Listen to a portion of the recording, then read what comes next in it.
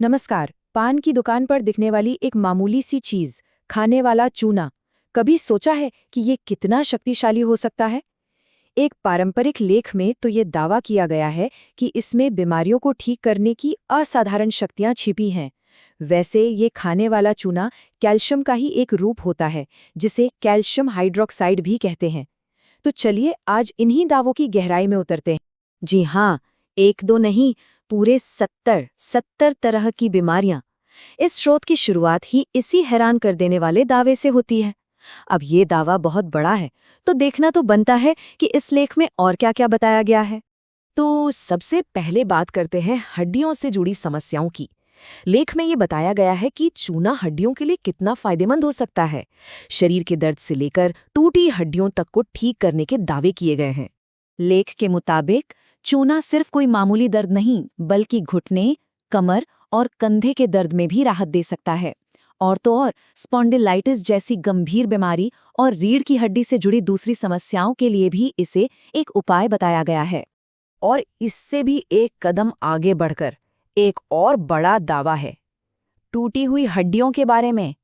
स्रोत का कहना है कि टूटी हुई हड्डी को तेजी से जोड़ने की सबसे ज्यादा ताकत अगर किसी चीज में है तो वो चूने में है।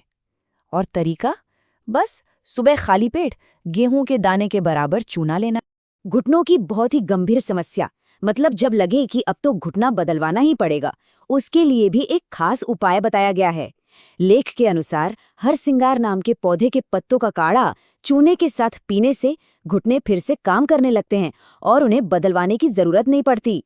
चलिए हड्डियों से आगे बढ़ते हैं और देखते हैं कि चूने का खून के स्वास्थ्य से क्या लेना देना है। स्रोत में इसे खून की कमी यानी कि एनीमिया के लिए एक बेहतरीन दवा बताया गया है। यहाँ दावा बिल्कुल सीधा और साफ है। अगर शरीर में खून की कमी है तो चूना सबसे अच्छी दवा है। इसे एनीमिया का एक अचूक इलाज माना गया है। और इसको इस्तेमाल करने का तरीका भी बहुत ही आसान बताया गया है। बस 1 कप अनार के जूस में गेहूं के दाने जितना चूना मिलाना है और सुबह खाली पेट पी लेना है। कहा जाता है कि अनार का जूस सबसे बढ़िया है, पर अगर वो ना मिले तो गन्ने या संतरे के जूस में भी लिया जा सकता है।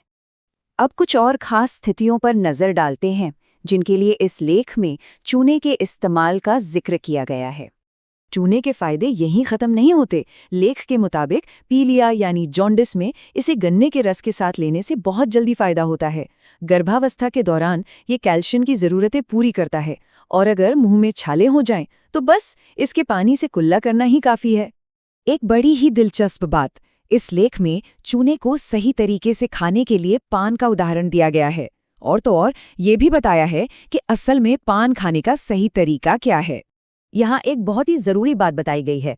स्रोत में चूने को अमृत कहा गया है और तंबाकू को जहर। सलाह दी गई है कि पान में तंबाकू, कत्था और सुपारी बिल्कुल नहीं डालना चाहिए, खासतौर पर कत्था, जिसके बारे में कहा गया है कि वो कैंसर की वजह बन सकता है। इसके बजाय पान में सौंफ, इलायची और लौंग जैसी चीजें डालनी चाहिए। और एक बात पर इस लेख में बार बार बहुत ज्यादा जोर दिया गया है, और वो है मात्रा। चाहे इसे पान में खाएं या जूस में, हर बीमारी के लिए इसकी खुराक सिर्फ गेहूं के दाने के बराबर ही होनी चाहिए। ये शायद सबसे जरूरी नियम है। तो इन सभी दावों के बाद मन में ये सवाल उठता है कि आखिर ये चूना है क्या? एक अमृत जो 70 तरह की बीमारियां ठीक कर सकता है, या फिर एक ऐसी चीज जिसे अगर गलत तरीके से इस्तेमाल किया जाए तो वो नुकसान भी पहुंचा सकता है? और आखिर में ये लेख एक बड़ी ही मजेदार कहावत के साथ खत्म होता है। चूना खाइए पर चूना लगाइए मत। मतलब चूने का सेवन तो करिए, पर हाँ, किसी को धोखा मत लीजिए। इस दिलचस्प जानकारी को समझने के लिए धन्यवाद।